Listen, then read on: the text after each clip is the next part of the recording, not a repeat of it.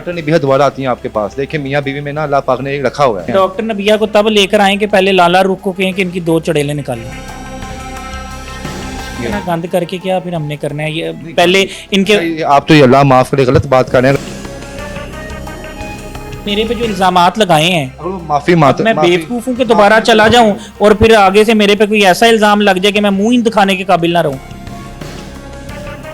हर्षा देते थे उन्हें, मानी कुरानी देते थे। जो 8 माह रहे हैं आपने बीवी के पूरे अजवाजी होने के साथ साथ बाकी भी अदा किए। बिल्कुल पहली दफा आपको घबराया हो देखा जिंदगी में हमने। मैं बताता हूँ शादी के बाद आप वो खोखर थोड़े से ठंडे वाले हो गए।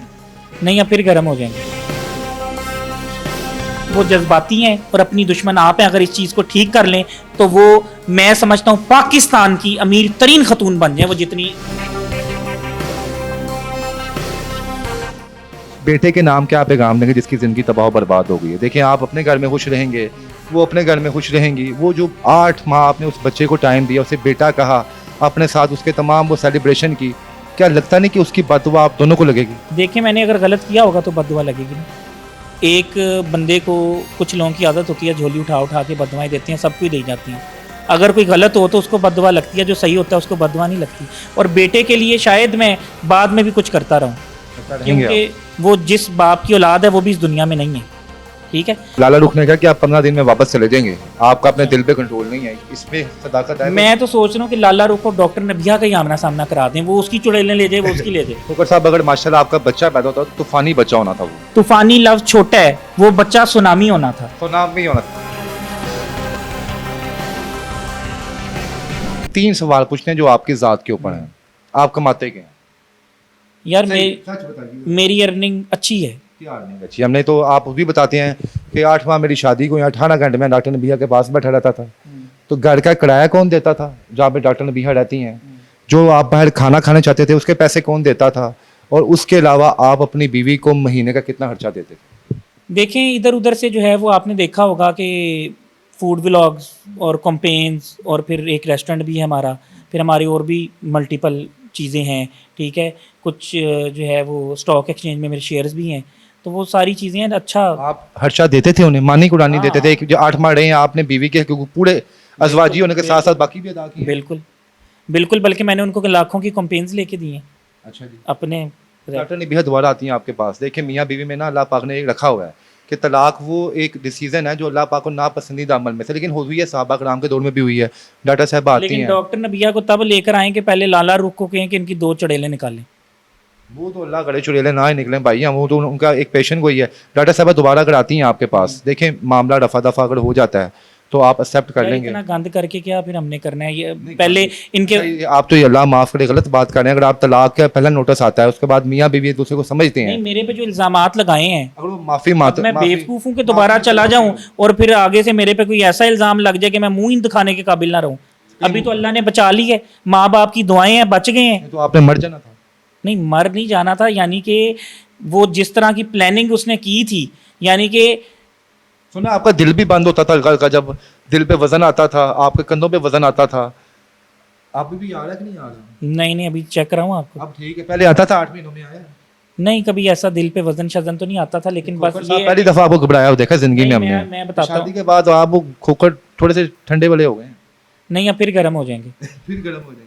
उस बेटे के नाम क्या पैगाम देंगे जिसकी ज़िंदगी तबाह बर्बाद हो गई है? देखिए आप अपने घर में खुश रहेंगे, वो अपने घर में खुश रहेंगी। वो जो 8 माह आपने उस बच्चे को टाइम दिया, उसे बेटा कहा, अपने साथ उसके तमाम वो सेलिब्रेशन की, क्या लगता नहीं कि उसकी बददुआ आप दोनों को लगेगी?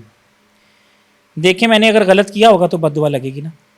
एक बंदे को कुछ लोगों की आदत होती है झोली उठा उठा के बददुआएं देते हैं, सबको ही दी जाती हैं। अगर कोई गलत हो तो उसको बददुआ लगती है, जो सही होता है उसको बददुआ नहीं लगती। और बेटे के लिए शायद मैं बाद में भी कुछ करता रहूँ, क्योंकि वो जिस बाप की औलाद है वो भी इस दुनिया में नहीं है।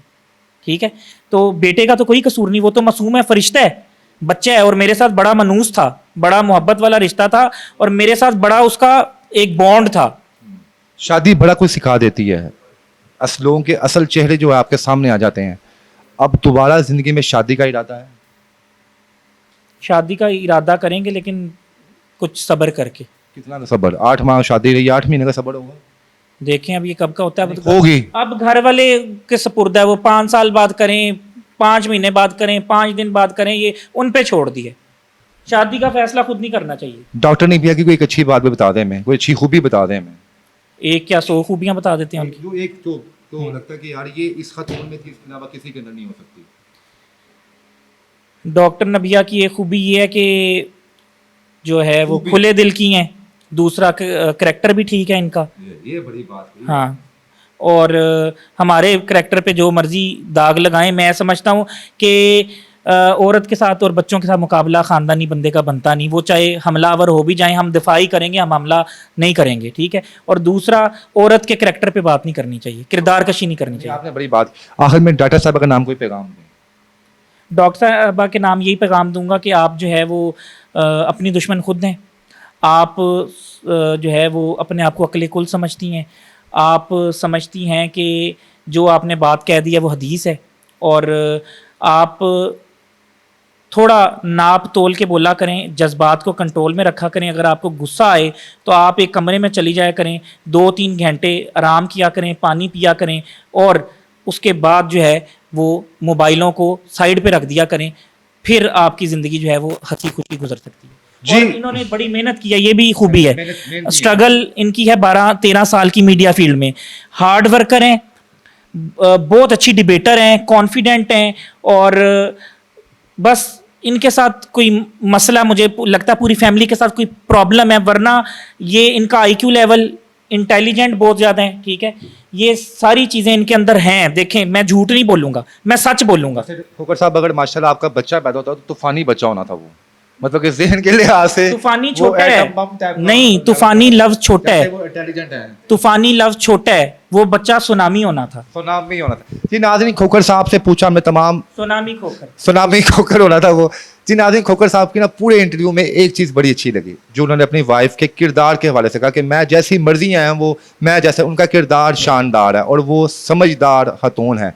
ये कहानी थी जनाब डॉक्टर नबीहा साहिबा की और एक हारिस और बात खोकर की। करना चाहूँगा, जितनी उन्होंने मेहनत की है ना, हाँ। उसके बदले उनको वो पैसा और वो अपना घर, गाड़ियाँ, वो नहीं मिला, उसके नसीब। तज़ीम और आइश वो नहीं मिली।